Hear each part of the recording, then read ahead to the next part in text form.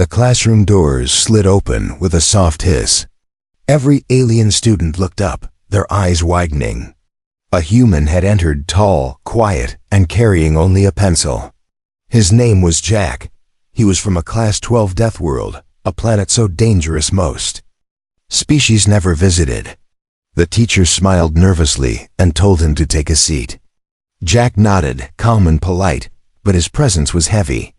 Stories about humans filled the room. Fast reflexes, strange thinking, no fear. As Jack sat down, the room went silent. Nobody wanted to be near him. But nobody could look away either. Most of the alien students thought Jack would struggle. Deathworlders were known for brute strength, not logic. So when the teacher wrote a high-level math problem on the board, they expected silence from the human. Instead, Jack raised his hand.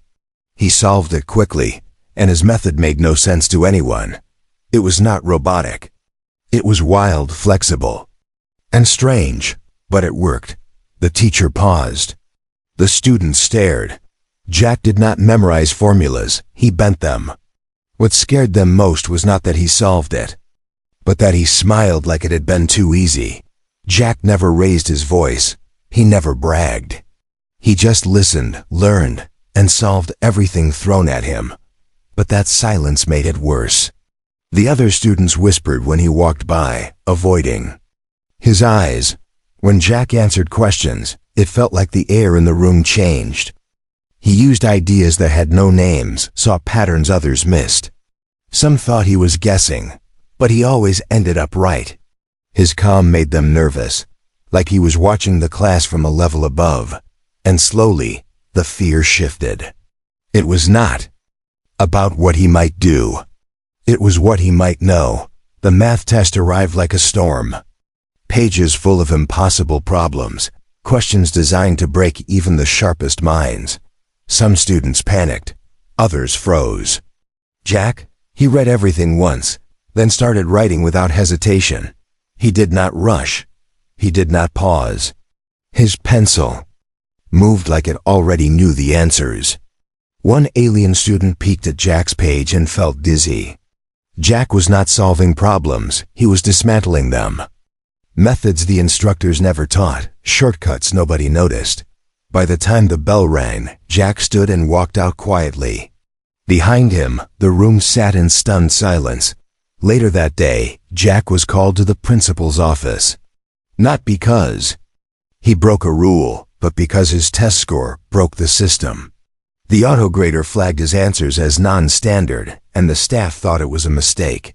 But when the principal reviewed his work, she sat in silence.